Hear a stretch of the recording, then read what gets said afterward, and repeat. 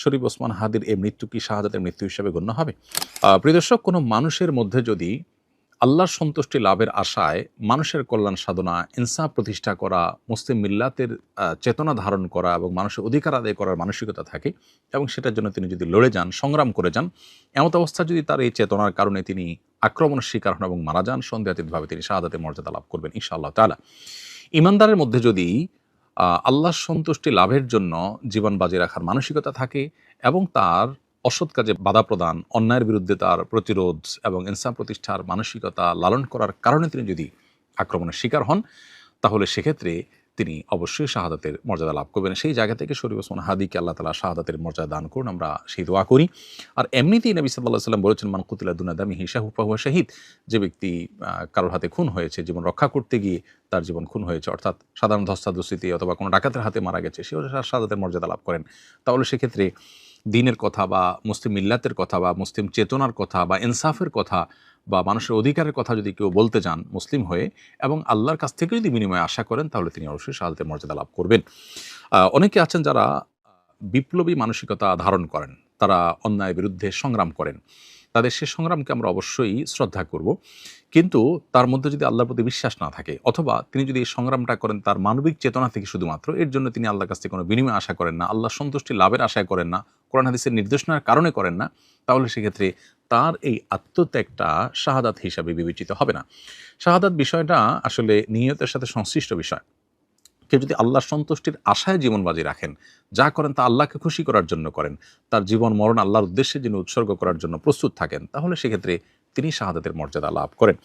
আমরা দোয়া করি শরীফ ওসমান হাদির সমস্ত ভুল ত্রুটি মাফ করে আল্লাহ তাআলা তাকে শাহাদাতের সর্বোচ্চ মাকাম দান করেন এবং তার সুখ সন্তপ্ত পরিবারকে সান্ত্বনা সইবার শক্তি নসিব করেন এবং সেই সাথে এখান থেকে অনুপ্রাণিত হয়ে আমাদেরকে আল্লাহর সন্তুষ্টির লাভের আশায় জীবন বাজি রাখার মানসিকতা আমাদেরকে ধারণ করার তৌফিক দান করুন। বস্তুবাদের এই পৃথিবীতে আমরা বেশিরভাগ মানুষ দুনিয়ার মোহে এতটা মোহাবিষ্ট হয়ে গেছি যে আমরা প্রত্যেকটা মানুষ শুধু বাঁচার জন্য সংগ্রাম করি এবং মরতেই যখন হবে তখন আল্লাহর রাহে আমি জীবন বাজি রেখে যেন মরতে পারি, আমি যেন অন্যায়ের বিরুদ্ধে কথা বলতে গিয়ে যেন আমার মৃত্যু হয়, আমার মৃত্যুটা যেন শাহাদাতের মৃত্যু হয়, আল্লাহর সন্তুষ্টি লাভের আশায় যেন আমি জীবন বাজি রাখতে পারি, সেই চিন্তা, সেই চেতনা আমাদের প্রত্যেকটা মানুষের মধ্যে থাকা দরকার, এজ এ ইমানদার মধ্যে থাকা দরকার। আল্লাহ রাব্বুল আলামিন শরীফ ওসমান হাদির ভালো গুণগুলো দিয়ে আমাদের তরুণ সমাজকে ভরে দিন এবং সেই তরুণ সমাজকে অন্যায়ের বিরুদ্ধে ইনসাফ প্রতিষ্ঠার জন্য, ন্যায় নিষ্ঠ হওয়ার জন্য এবং মুসলিম মিল্লাতের কল্যাণ সাধন করবার জন্য এবং আল্লাহর সন্তুষ্টির উদ্দেশ্যে মানবতার কল্যাণ সাধন করবার জন্য সবাইকে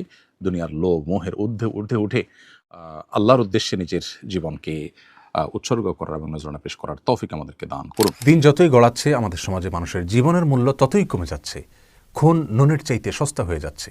রাসূল করিম সাল্লাল্লাহু আলাইহি ওয়াসাল্লাম পশু পাখি কীটপতঙ্গকে পর্যন্ত দয়া করতে বলেছেন, তাদেরকে পর্যন্ত অকারণে এবং অন্যায়ভাবে হত্যা করতে নিষেধ করেছেন। প্রিয় ভাই বোন আমার, রাসূল করিম সাল্লাল্লাহু আলাইহি ওয়াসাল্লাম বিভিন্ন হাদিস থেকে বোঝা যায় মানুষ হত্যা আল্লাহ সুবহানাহু ওয়া তাআলার কাছে এত জঘন্য অপরাধ যে এর পরিমাণ যখন পৃথিবীতে ভয়াবহ আকারে বাড়তে থাকবে, আল্লাহ সুবহানাহু ওয়া তাআলা পৃথিবীর এই সংসারকেই গুটিয়ে নেবেন। কিয়ামতের পূর্ব মুহূর্তে হত্যার পরিমাণ ভয়াবহ আকারে বেড়ে যাবে এবং যে হত্যা করছে সে নিজেও জানবে না সে কেন হত্যা করছে, যাকে হত্যা করা হচ্ছে তিনিও জানবেন না তাকে কেন হত্যা করা হচ্ছে। আল্লাহ সুবহানাহু ওয়া তাআলা মানুষ হত্যার বিচারকে অত্যন্ত গুরুত্বের সাথে কিয়ামতের দিন করবেন।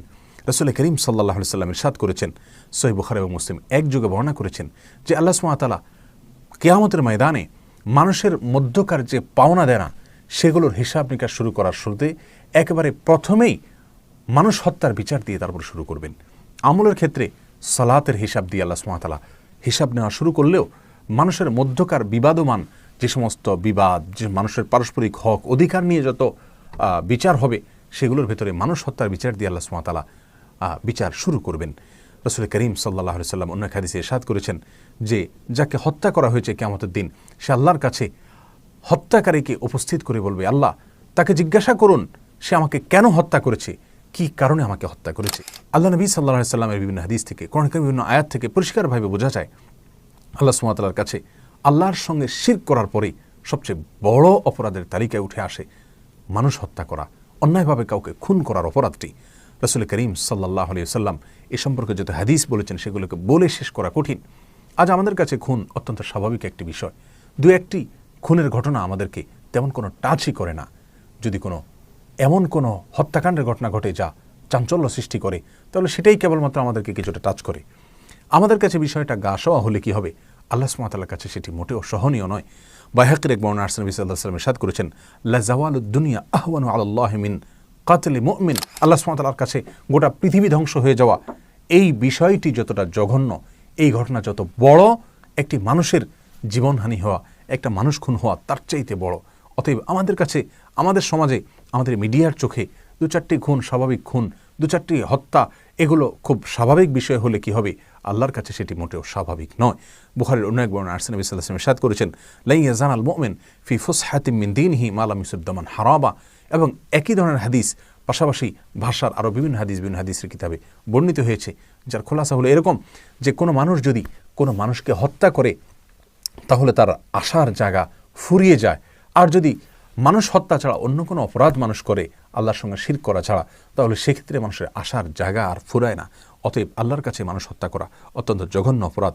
প্রিয় ভাই বোন, আজকাল একটি হত্যাকাণ্ডে যখন অনেক লোক জড়িত থাকে, 5-10 জন, 15 জন, 20 জন জড়িত থাকে, তো দুনিয়ার আদালত দেখা যায় যে 2-1 জনকে হয়তো চরম শাস্তি দিলেও অন্যদেরকে বিভিন্ন মেয়াদে সাধারণ বা লঘু শাস্তি দিয়ে থাকেন। কিন্তু আল্লাহ সুবহানাহু ওয়া তাআলার বিধান এক্ষেত্রে মানুষ হত্যার ক্ষেত্রে অত্যন্ত ভয়াবহ, অত্যন্ত কঠোর। রাসূল করিম সাল্লাল্লাহু আলাইহি ওয়াসাল্লাম ইরশাদ করেছেন, তিরমিজিতে হাদিসটি বর্ণিত হয়েছে, যে গোটা পৃথিবীর সমস্ত মানুষ, এমনকি আসমানে যারা বসবাস করে, তারাও যদি একত্র হয়ে সকলে মিলে নবমণ্ডল এবং ভূমণ্ডলের সমস্ত মানুষ যদি একত্র হয়ে একজন মানুষকে হত্যা করে, আল্লাহ সুবহানাহু ওয়া তাআলা ওই একটি খুনের বদলায়, একটি খুনের শাস্তি স্বরূপ গোটা নবমণ্ডল এবং ভূমণ্ডলের সমস্ত মানুষকে জাহান্নামে দিতে পর্যন্ত কার্পণ্য করবেন না। আল্লাহর কাছে মানুষ হত্যা এত ভয়াবহ অপরাধ। প্রিয় ভাই বোন আমার, ইবনে মাজার এক হাদিসে আসছে, রাসূল করিম সাল্লাল্লাহু আলাইহি ওয়াসাল্লাম ইরশাদ করেছেন, ওই আল্লাহর শপথ করে বলছি যে আল্লাহর হাতে আমার জীবন। কাবা এবং বাইতুল্লাহকে খেয়াল করে, লক্ষ্য করে, সম্বোধন করে তিনি বলছিলেন প্রতীকীভাবে যে আল্লাহর কাছে তোমার মর্যাদা যত বেশি, একজন মানুষের জীবনের মর্যাদা এবং মূল্য তার চাইতে অনেক বেশি। রাসূল করিম সাল্লাল্লাহু আলাইহি ওয়াসাল্লাম বুখারী মুসলিম হাদিসে বলেছেন, তোমরা 7টি ভয়াবহ ধ্বংসাত্মক অপরাধ থেকে বেঁচে থাকবে। তার শুরুতে তিনি শিরকের কথা বলেছেন, এরপরেই 3 নম্বরে তিনি বলেছেন মানুষ হত্যা করার কথা। সবচাইতে চিন্তার বিষয় হলো রাসূল করিম সাল্লাল্লাহু আলাইহি ওয়াসাল্লাম ইরশাদ করেছেন, আবু দাউদ হাদিসটি বর্ণিত হয়েছে, কুল্লু যামবিন আসাল্লাহু আন ইয়াগফিরাহু ইল্লা মান মাতা মুশরিকান আও কাতালা মুমিনান মুতাআম্মিদা।